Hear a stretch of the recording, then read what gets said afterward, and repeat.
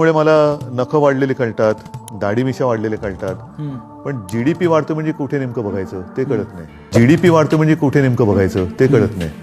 कुठे बघितलं तर कळेल की तो जीडीपी वाढला. पण तो वाढतो आहे आणि त्याचा प्रचार सुरू आहे. पण तो वाढतो आहे आणि त्याचा प्रचार सुरू आहे. तेच माझं म्हणणं आहे. तो जर वाढत असेल तर मग तो कुठे वाढतोय नेमका? तो जर वाढत असेल तर मग तो कुठे वाढतोय नेमका?